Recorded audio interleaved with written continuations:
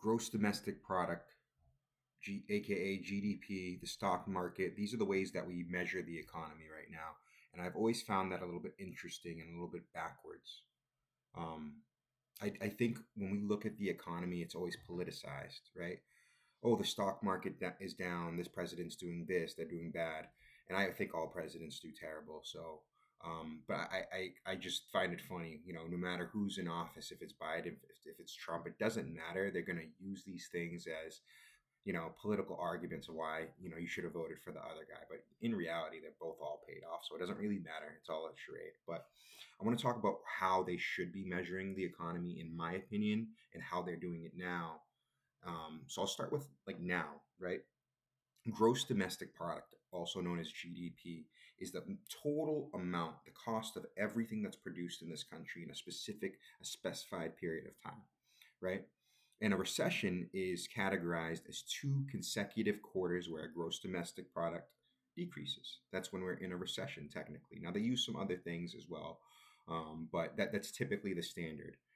Um, so if you're producing a lot, your country's doing well because you're producing a lot. And I'm going to try to turn this into a micro argument first to kind of make you look at it a little different. So let's say I own a bagel store, right? And I generate bagels. They cost me about $1,000 to make, and you know, not $1,000 to make, a dollar to make, right? And I could sell them for $3, right? Let's say one day I say, you know what? I want to really ramp up how much we produce. Let's do that. And I go out and I take $100 million loan out. That's a crazy amount of money to make bagels. And let's say with that loan, I get all this fancy equipment and it starts costing me now, instead of $1 to make a bagel, it costs $5,000 to make a bagel. And I'm pumping out bagels. I'm pumping out so many bagels. I'm talking about thousands.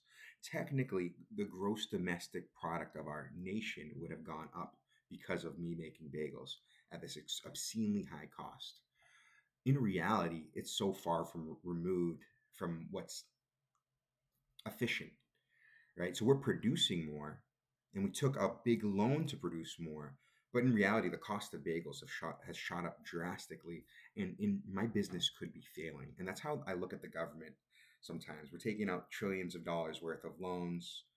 We're we're spending money on things, and it's not necessarily healthy, right?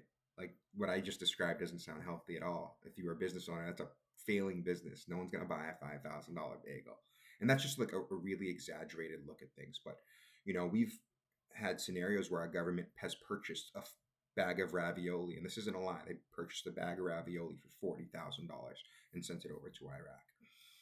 Um, so that's gross domestic product, and I don't think that's a good way to see if your economy is healthy.